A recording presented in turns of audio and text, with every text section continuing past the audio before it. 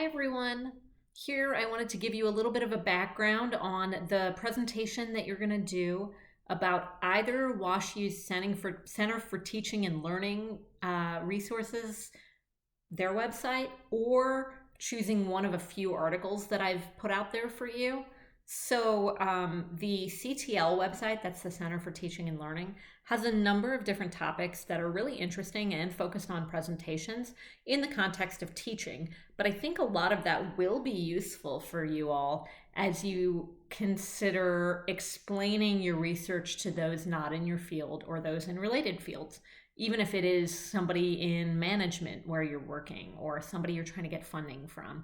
So your task there, if you want to, is to, I'm going to go ahead and just kind of go through the assignment. So while you're looking at this video, if you take a peek at the assignment, that'll give you a bit of an idea.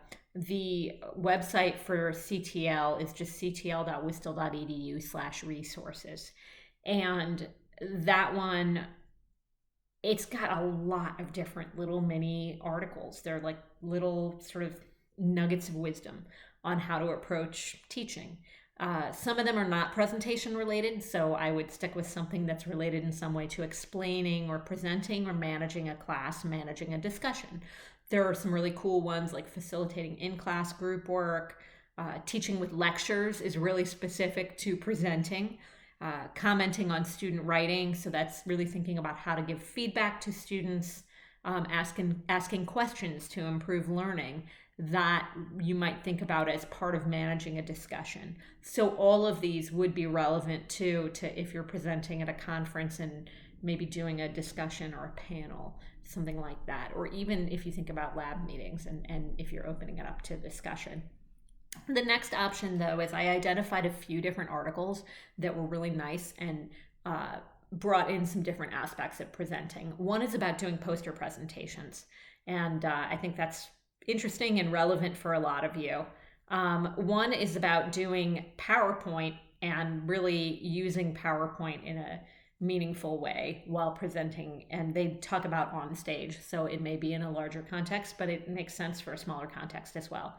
And then one is a Harvard Business Review article called How to Give a Killer Presentation. So find something you're interested in, and then in 5 to 8 minutes, record a presentation teaching us, so that's your classmates as an audience, really. I'll be your secondary audience, but you can really think about fellow graduate students as your audience. So you're recording and uploading this. This is a asynchronous presentation. You can, if you want to, look up other sources and incorporate them into the presentation, but you absolutely don't have to.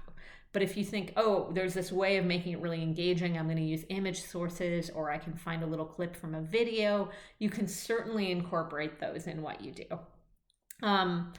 Do think about how to make this visual. So these 3 articles and the CTL's little nuggets of wisdom, they're very text-based. They're written, they're meant to be read. So how do you take the most important and interesting stuff and present it to your classmates in a really engaging way? That is going to sort of be the tricky part of this task. It would be one thing to say, oh, let me find the most important stuff and I'll do a little handout for them. It's another to say, how do I make this engaging and really interesting, and how do I make it feel important for them? So if you want to consider this as I'm teaching my classmates about something I read, that would be a good way to approach this. And then you're going to upload your video presentation to the Canvas discussion. So the Canvas discussion, it's in the discussions tab, but it's also in the actual assignment here. It's linked. And you'll upload your presentation. When you go to that discussion, the ideal is to embed the presentation. So they do have a possibility to embed it. You just say upload media. I think it's upload. It's the one that looks like a little play button or music, or it's not the audio one, it's video. And so you click that and you try and upload it. If it says the file is too big, you can find another way to share it. You can share it as a file share. Since nobody is in China right now, we do have access to Google, so you can do it as a Google Drive file share. You can do it as a Wistal box or OneDrive or whatever. So if it's too big to embed, those are a few different ways to do it. Another thing you can do if you want is go ahead and upload it to YouTube if you have your own YouTube account or YouTube channel, and then embed it as a YouTube video, which is what I do with my lecture videos. So often, I think this one I'm going to try and embed not as a YouTube video, but if it's too large, then I'll do it as a YouTube video. So those are a couple different logistical ways to embed this.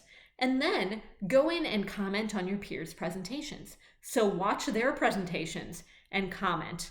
And you have a couple extra days to do that. So, there's only 6 of you. So you'll be commenting on 5 other presentations. They're quite short, and I'm sure they'll be engaging. So it'll be neat because you'll be able to come away with a wealth of resources. Even if somebody chooses the same thing you chose, it'll be really interesting to see how they approached it in a way that's different than you approached it. We can take the same content and do wildly different things with it.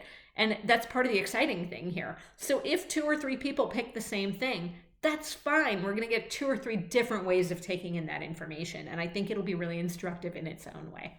So enjoy doing this presentation.